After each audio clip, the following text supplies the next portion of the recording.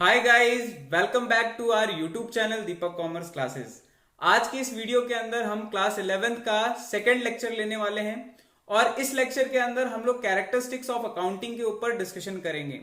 तो अगर आपने अभी तक पहली वीडियो नहीं देखी है तो प्लीज उसे देख लीजिए ताकि आप लोग को एक अच्छा कॉन्सेप्ट समझ में आ जाए। तो चलिए स्टार्ट करते हैं हम लोग कैरेक्टरिस्टिक्स ऑफ अकाउंटिंग के ऊपर। तो क्या होती है कैरेक्टरिस्टिक्स, या क्या हम और कह सकते हैं इसके फीचर्स क्या होते हैं अकाउंटिंग के, और कह सकते हैं कि इसके एट्रीब्यूट्स क्या होते हैं अकाउंटिंग के, तो उसके ऊपर बात करते हैं। तो दोस्तों सबसे पहले लिखा है अकाउंटिंग इज एन आर्ट। जैसा कि मैंने पिछले लेक्चर में कहा था कि अकाउंटिंग एक आर्ट होती है, किस चीज की? रिकॉर्डिंग करने की, क्लासिफाई करने की, समराइज करने की। तो वो इस एक चीज आर्ट होता है। आर्ट किसे कह रहे हैं हम लोग? जब भी हम कोई प्री डिटरमिन्ड ऑब्जेक्टिव को अचीव करने के लिए कोई काम करते हैं तो उसे हम लोग बोलते हैं आर्ट। जैसे अगर हमें कोई बिजनेस चलाना है तो हम लोग वहां पे ये अज्यूम करते हैं कि मुझे उस कंपनी का प्रॉफिट एंड लॉस निकालना है, मुझे उसका फायदा नुकसान निकालना है। तो वो फायदा नुकसान कैसे निकाला जाएगा, किस तरीके से हम उस वहां तक पहुंचेंगे, क्या हमारा प्रोसेस रहेगा, वो पूरा एक आर्ट के तरीके से हम लोग सीखेंगे। और यहां पे लिखा गया एक इंपॉर्टेंट चीज कि एज वेल एज साइंस, यानी अकाउंटिंग साइंस भी है। कैसे साइंस है वो मैं आपको एक्सप्लेन करता हूं। अकाउंटिंग के अंदर बहुत सारे प्रिंसिपल होते हैं, ठीक है, बहुत सारे सिद्धांत होते हैं। जैसा कि आपके चैप्टर नंबर 3 या 4 में आपके साथ मैं डिस्कशन करूंगा। There are various principle which we have to follow in the accounts, और उसी के बेसिस पे हम लोग को क्या बोलते हैं अकाउंटिंग करनी होती है। अगर वो गाइडलाइंस हम फॉलो नहीं करेंगे तो हम अकाउंट्स नहीं बना सकते हैं, हम अकाउंटिंग नहीं कर सकते हैं। और यहां पे हमारी जो अकाउंटिंग होती है बच्चों, वो एक well defined body of knowledge के अगेंस्ट में आती है, और वहां पे हमारे पास एक रूल्स और रेगुलेशन देने वाली एक बॉडी होती है जिसके हिसाब से हम अकाउंट्स बनाते हैं। तो सिंपल सा, क्योंकि यहां पे एक सिस्टमेटाइज बॉडी ऑफ नॉलेज होती है इसलिए हम इसे साइंस भी बोलते हैं। यहां पे प्रिंसिपल्स होते हैं इसलिए हम इसे साइंस बोलते हैं। याद रखना, ये एक्चुअल साइंस नहीं होती है, ये अपने हिसाब से चेंज हो सकती है। एक चीज आपको ये याद रखनी है। अब हम बात करते हैं recording of financial transaction only. सबसे बड़ी इंपॉर्टेंट चीज जो अब तक आपको दिमाग में आ गई होगी कि ये जो हम लोग भी पढ़ रहे हैं ना अभी, वो सारी की सारी चीजें किस में मेजरेबल होती हैं? इन टर्म्स ऑफ मनी। तो वही चीजें रिकॉर्ड होंगी अकाउंट्स के अंदर जो कि पैसे के टर्म्स में मेजरेबल हैं। चलिए, अब मैं आपको एक तरीका बता रहा हूं। एक क्वेश्चन जनरली आता है, बच्चों से पूछा जाता है, what is the function of accounting, what is the accounting process और अकाउंटिंग साइकिल। ये क्या है? आप इसका आंसर कैरेक्टरिस्टिक्स में भी कवर कर सकते हैं। अगर आपके पेपर में स्पेसिफिकली यही पूछता है तो भी आप अलग से ये बता सकते हैं। तो आइए मेरे साथ पहले वन बाई वन करके शुरू करते हैं। सबसे पहले क्या लिखा हुआ है इन्होंने? कहा है पहला स्टेप जो लिखा है वो है आइडेंटिफिकेशन एंड मेजरमेंट। यानी पहला स्टेप जो उन्होंने लिखा है वो लिखा है आइडेंटिफिकेशन एंड मेजरमेंट। यहां ध्यान से देखो, एक पिक्चर आपको दिख रही होगी, ये देखिए ध्यान से। मतलब आपको क्या करना है बच्चों, आपको बहुत ध्यान से बारीकी से देखना है कि जो भी चीजें हैं वो क्या फाइनेंशियल ट्रांजैक्शन है या नहीं है। यानी जो हम बिजनेस के अंदर अब रिकॉर्ड करने वाले हैं वो क्या पैसे के टर्म्स में मेजरेबल है या नहीं है। अगर वो पैसे के टर्म्स में मेजरेबल नहीं हो रहा है बच्चों, वो आपको लगता है कि ये चीजें हमारे बिजनेस ट्रांजेक्शन नहीं हो सकती हैं, तो उसे रिकॉर्ड नहीं करना है।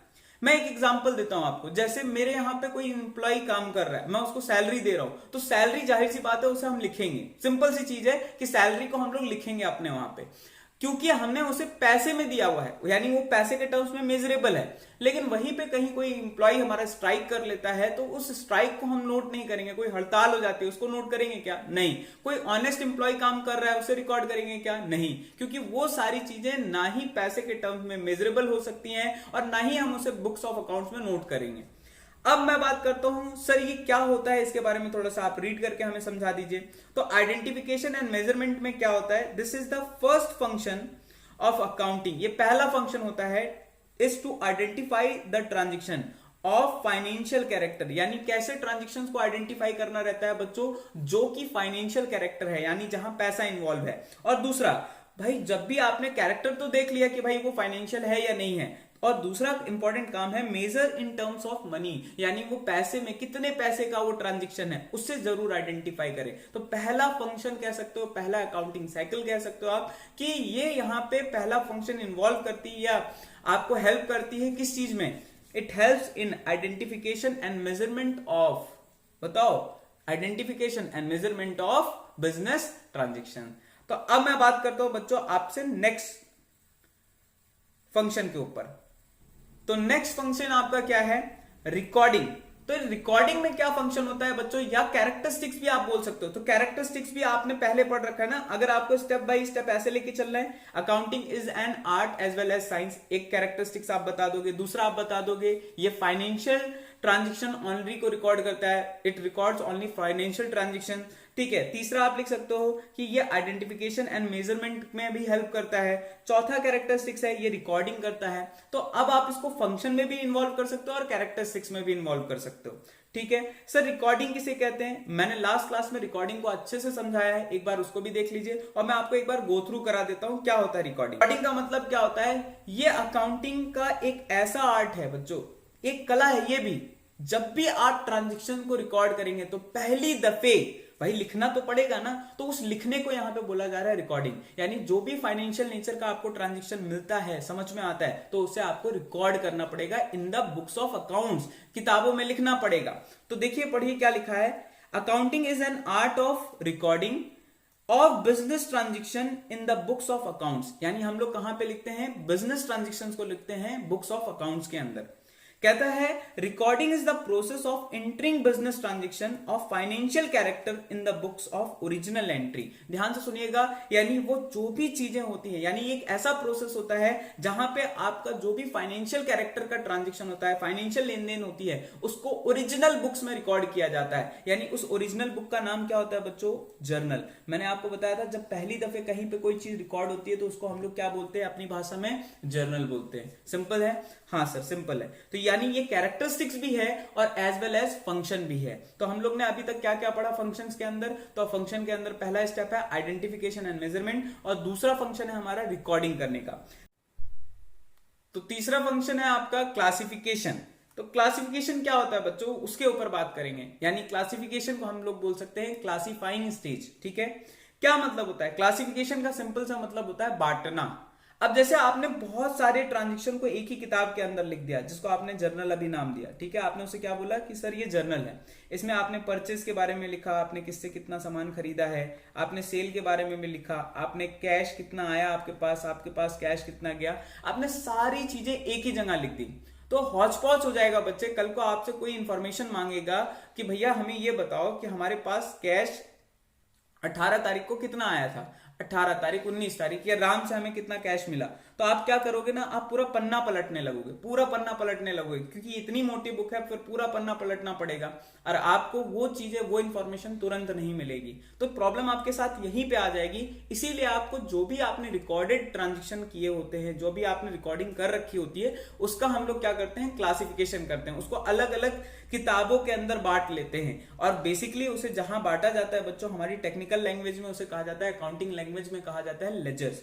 क्या बोलते हैं हम उसको, लेजर बोलते हैं, या इसी का नाम हम लोग, ध्यान से सुनना, आज हम लोग इसका एक नया नाम सीखेंगे कि इसी को कहा जाता है बच्चों प्रिंसिपल बुक। ध्यान से सुनिएगा, इसी को कहा जाता है प्रिंसिपल बुक और बुक ऑफ फाइनल एंट्री। एक बार मैं आपको रीड करके बता दे रहा हूं। यानी क्लासिफिकेशन के अंदर क्या होता है, बेसिकली जो इंपॉर्टेंट एस्पेक्ट था कि classification is the process of grouping transaction. यानी ये ग्रुप बनाता है जो कि सिमिलर नेचर का होगा। यानी कैश की लेन देन है तो कैश जहां जहां से आया उसका हिसाब किताब होगा एक जगह पे, कैश जिसको पे किया उसका हिसाब किताब एक जगह पे, राम है तो राम का खाता एक अलग जगह पे बना लेंगे, ठीक है।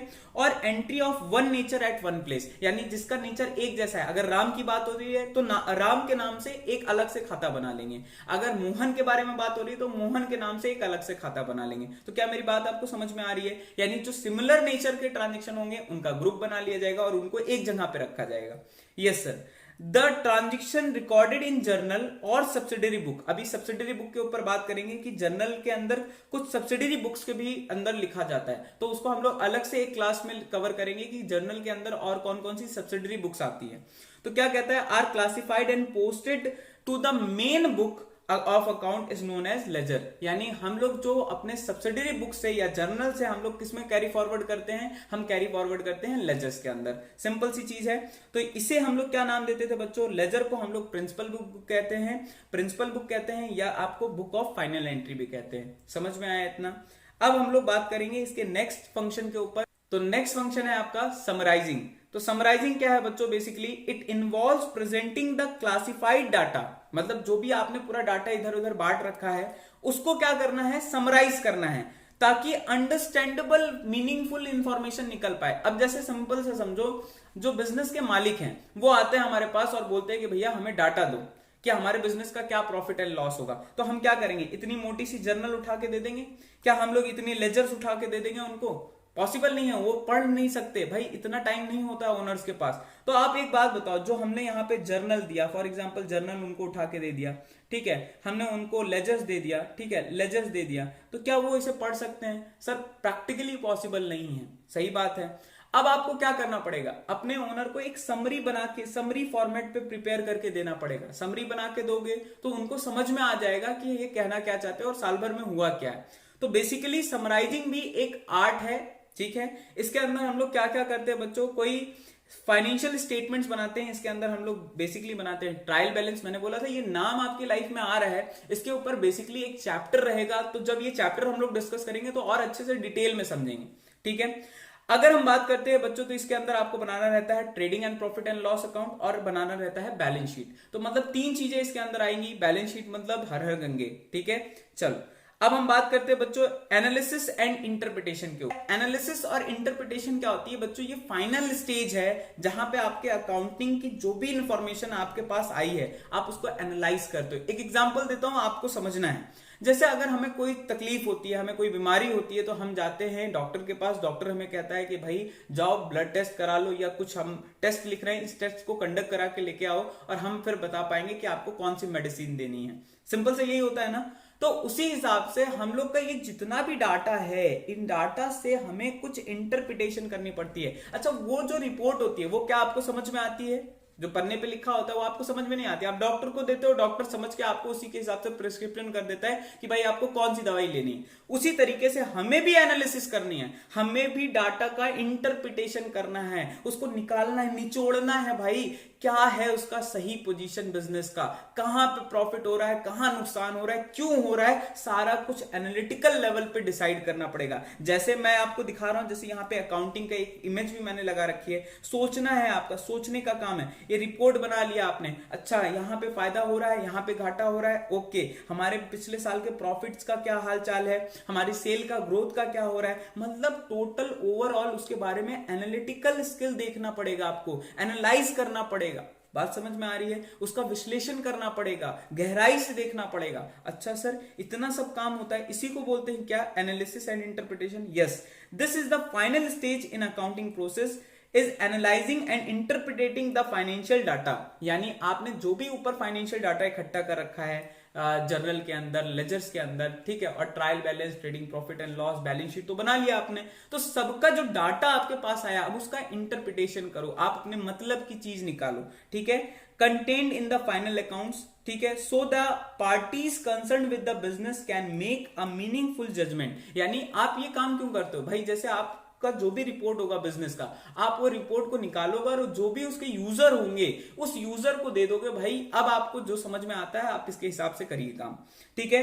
About the profitability and financial position of the business, यानी जो उसके फाइनेंशियल स्टेटस होगा, फाइनेंशियल बिजनेस की पोजीशन जो होगी, वो सारी चीजें आप डिस्कस कर देंगे।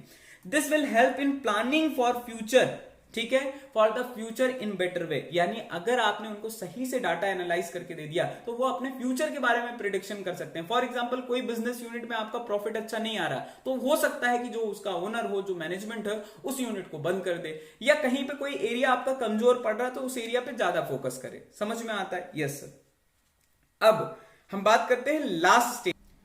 लास्ट स्टेज है आपका कम्युनिकेशन, ठीक है। कम्युनिकेटिंग करना मतलब क्या होता है, लोगों को बताना भाई आपके बिजनेस में क्या हुआ है। भाई यूजर्स होते हैं ना, उसके इंटरनल भी होते हैं, एक्सटर्नल भी होते हैं। यूजर्स के ऊपर भी हम बात करेंगे, ठीक है। तो ये देखो, यहाँ पे हम लोग चिल्ला चिल्ला करके, यानी मैनेजमेंट बताती है जो उसके यूजर होते हैं। यहाँ पे कौन लोग खड़े हैं, ऐसा समझ लो, ये लोग कौन है, ये इसके यूजर्स हैं। सर ये इसको कौन है, यूजर्स हैं। अच्छा, ये जैसे जो कंपनी का डायरेक्टर होता है, एमडी होते हैं, वो अपने यूजर्स को बताते हैं, भाई देखो हमारी कंपनी ने इतना प्रॉफिट अर्न किया है, हमारा इस जगह पे ग्रोथ हुआ है, हम लोग ने पिछले साल से यहाँ पे इतनी ज्यादा सेल्स की है। यानी जो भी अपने बारे में इंफॉर्मेशन होती है उसे डिस्क्लोज करना। तो ये लास्ट फंक्शन होता है बच्चों, कम्युनिकेशन करना। Finally the accounting function involves communicating the financial data to the user, यानी आपको समझाना भी आपका काम है, ठीक। तो बेसिकली आपने क्या क्या पढ़ा सर? हमने एक तरीके से इसी वजह से, देखो बच्चों ये साइकिल चलता रहेगा, ये हर साल आपको करना है, हर प्रोसेस पे आपको ये सोचना पड़ेगा, ठीक है? तो इसीलिए इसे कहा गया अकाउंटिंग प्रोसेस या अकाउंटिंग साइकिल। पहला काम आपको क्या करना था? Identification and measurement. दूसरा काम क्या करना था आपको? रिकॉर्डिंग। रिकॉर्डिंग के अंदर ये जर्नल का पोर्शन हम लोग लास्ट में डिस्कस करेंगे, आने वाली क्लासेस के अंदर डिस्कस करेंगे कि ये सारी बुक्स कौन कौन सी हैं। फिर उसके बाद तीसरा स्टेप के अंदर हमें करना था क्लासिफिकेशन। चौथे स्टेप में हमने करना है समराइजिंग। समराइजिंग किसके अंदर होती है? Trial balance, trading profit and loss, balance sheet, ठीक। फिर हम करेंगे एनालिसिस एंड इंटरप्रिटेशन, उसके बारे में निकालेंगे, खोजेंगे भाई क्या एनालिसिस है, उस कंपनी के बारे में सोचेंगे, अपना ओवरव्यू बनाएंगे। फिर अगर हम बात करें जो भी आपने डाटा निकाला है, इंटरप्रेट किया, उसको हम लोग कम्युनिकेट कर देंगे। क्या इतनी बात समझ में आ गई? Yes sir. सर इसे याद करने का कुछ तरीका दे दीजिए। अब देखो शॉर्ट में अगर मैं बोलूं identification and measurement, IM, recording stands for RC, और फिर से हम लिख सकते हैं SAC, summarising, analysis and interpretation and communication. तो यानी अगर हम इस कोड को याद करें बच्चों तो आपका बहुत काम हो जाएगा। सर ये कोड क्या है? ये JT है, जुगाड़ टेक्नोलॉजी। अभी के हिसाब से अगर देखा जाए ना, एक बेस्ट चीज दे रहा हूं। अभी इस समय कोरोना का माहौल चल रहा है, पूरा हाहाकार मचा हुआ है, तो उस सिचुएशन में ये JT आपको हमेशा याद रहेगी। देखो ध्यान से सुनना, इंडिया में रोको कोरोना कैसे भाई? कैसे रोक सकते हैं? सैनिटाइजेशन और क्लीनिंग करके, ठीक है? और भी बहुत सारी चीजें होती है, मास्क लगाओ, सोशल डिस्टेंसिंग मेंटेन करो, ये। लेकिन याद रखने के लिए, सिर्फ कॉमनली याद रखने के लिए सिखा रहा हूं कि इंडिया में रोको कोरोना यानी IMRC, आइडेंटिफिकेशन, मेजरमेंट, फिर उसके बाद रिकॉर्डिंग, क्लासिफिकेशन, ये हो गया। फिर उसके बाद सैनिटाइजिंग और क्लीनिंग करके, तो S stand for summarising, A stands for analysis and interpretation, C stands for communication। तो यानी ये साइकिल आपका कंप्लीट हो गया। अगर मान लो 4 नंबर का पेपर में आता है तो आप अच्छे से इसे लिख लोगे। क्लियर है इतना? और किस स्टेज में क्या बनता है? रिकॉर्डिंग के अंदर जर्नल होता है, क्लासिफिकेशन के अंदर लेजर बनता है, समराइजिंग के अंदर क्या क्या चीजें आती हैं? Trial balance, trading and profit and loss account, balance sheet, और कम्युनिकेशन टू यूजर। यूजर कितने तरीके के होते हैं? इंटरनल और एक्सटर्नल। क्या बातें आप समझ में आ गई? Yes sir. अब हम बात करते हैं बच्चों इसके ऑब्जेक्टिव्स की। तो इस वीडियो को बहुत ज्यादा लंबा नहीं करेंगे अपन, हम लोग सारी चीजें कवर करेंगे 1 बाय 1 करके, ठीक है? तो ऑब्जेक्टिव के अंदर क्या है बच्चों? ऑब्जेक्टिव क्या है अपना? ऑब्जेक्टिव सबसे बड़ी चीज है, ये जो बॉक्स में है ना येलो कलर से हाईलाइटेड है, ये इसका ऑब्जेक्टिव है। भाई अकाउंटिंग बनाते क्यों है? क्या उसका उद्देश्य है? तो पहला, to provide systematic recording of transaction, यानी जो भी बिजनेस का लेखा जोखा है उसकी एक सही से ऑर्डर में सारा हिसाब किताब अपने पास होना चाहिए। ऐसा नहीं हो कि हमने हिसाब किताब मांगा और हमें मिला ही नहीं, ठीक, हम भूल गए, तो ये सारी चीजें ना हो, ठीक है? दूसरा, to ascertain the result of the business. Result का मतलब क्या हुआ बच्चों? सिंपल सी चीज समझो। रिजल्ट का मतलब क्या है? रिजल्ट का मतलब है क्या आपके बिजनेस में प्रॉफिट हो रहा है, नुकसान हो रहा है, क्या हो रहा है? भाई हर कोई अपना रिजल्ट जानना चाहता है। आप भी पढ़ाई कर रहे हो, आप अपना रिजल्ट नहीं जानना चाहते कि भाई हमने साल भर मेहनत किया तो हमारा लास्ट में रिजल्ट क्या है? तो उसी के हिसाब से बिजनेस में असर्टेन करना होता है कि बिजनेस का रिजल्ट क्या है। तीसरी चीज की अगर हम बात करें, असर्टेनमेंट ऑफ फाइनेंशियल पोजीशन, आपके आर्थिक हालात क्या चल रहे हैं, आपके बिजनेस में कितनी संपत्ति है, आपको कितना लोगों को पैसा देना है, आप कहां पे खड़े हो। मेरी बात समझ में आ रही है? अगर मैं टेक्निकल टर्म्स बोलूं तो बच्चों एसेट और लाइबिलिटीज के बारे में आपको जानना है, लेकिन क्योंकि अभी आप छोटे हो, आपको एसेट और लाइबिलिटीज नहीं पता होगी, तो मैं आपको ऐसा समझा रहा हूं कि आपके आर्थिक हालात बिजनेस के क्या चल रहे हैं, आप सही पोजीशन पे हो कि नहीं हो, ठीक, ये बताना। और चौथा, जो भी उसके यूजर्स हैं उनको इंफॉर्मेशन को शेयर करना। यानी 4 ऑब्जेक्टिव है। कौन कौन सा? सिस्टमैटिक रिकॉर्डिंग करना, फिर उसके बाद बताओ फटाफट से, उसके बाद रिजल्ट्स को निकालना, उसके बाद फाइनेंशियल पोजीशन को डिस्क्लोज करना, फिर उसके बाद जो उसके यूजर हैं उनको कम्युनिकेट करना। सर ये हो कैसे पाता है? अकाउंटिंग करती कैसे है? तो आपको आंसर भी मैं नीचे लिख दिया है यहाँ पे कि किस तरीके से आप अकाउंटिंग में ये सारे काम कर सकते हो। जैसे अगर आप सिस्टमैटिक रिकॉर्डिंग रखना चाहते हो तो by the help of book keeping, यानी आप जर्नल में ट्रांजेक्शन को लिखो, फिर लेजर बनाओ, ट्रायल बैलेंस बनाओ, तो आपके पास सिस्टमैटिक रिकॉर्डिंग हो जाएगी। सर ये बताइए रिजल्ट कैसे फाइंड होगा? तो रिजल्ट फाइंड करने के लिए manufacturing and trading and profit and loss account बनता है।